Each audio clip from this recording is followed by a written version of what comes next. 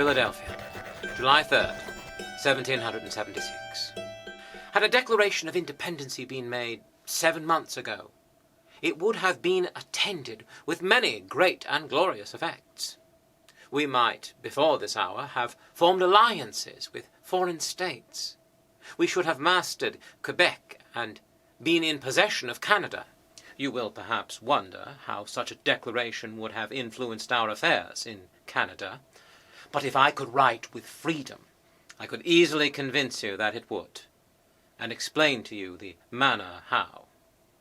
Many gentlemen in high stations and of great influence have been duped by the ministerial bubble of commissioners to treat, and in real, sincere expectation of this event, which they so fondly wished, they have been slow and languid in promoting measures for the reduction of that province.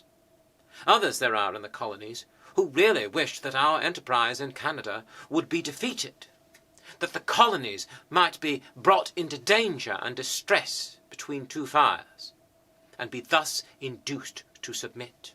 Others really wished to defeat the expedition to Canada, lest the conquest of it should elevate the minds of the people too much to hearken to those terms of reconciliation which they believed would be offered us. These jarring views, wishes, and designs occasioned an opposition to many salutary measures, which were proposed for the support of that expedition, and caused obstructions, embarrassments, and studied delays, which have finally lost us the province.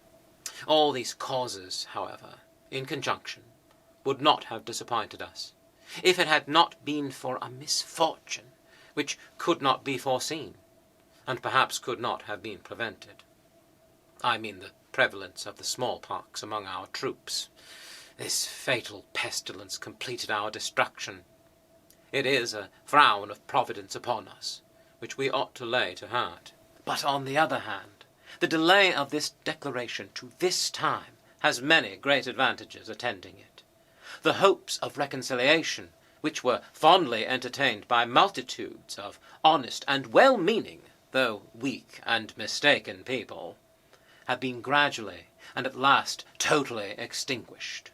Time has been given for the whole people maturely to consider the great question of independence, and to ripen their judgments, dissipate their fears, and allure their hopes, by discussing it in newspapers and pamphlets, by debating it in assemblies, conventions, committees of safety and inspection, in town and county meetings, as well as in private conversations, so that the whole people in every colony of the 13 have now adopted it as their own act.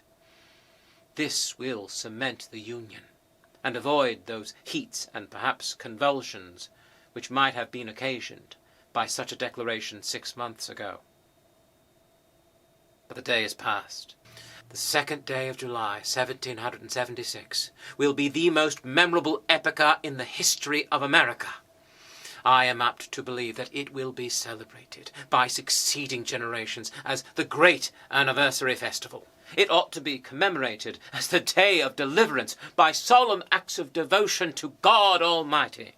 It ought to be solemnized with pomp and parade, with shows, games, sports, guns, bells, bonfires, and illuminations from one end of this continent to the other, from this time forward, forevermore.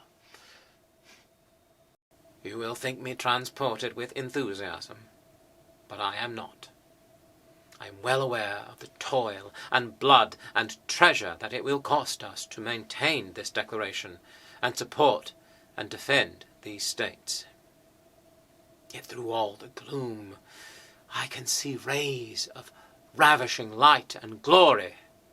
I can see that the end is more than worth all the means, and that posterity will triumph in that day's transaction, even although we should rue it, which I trust in God we shall not.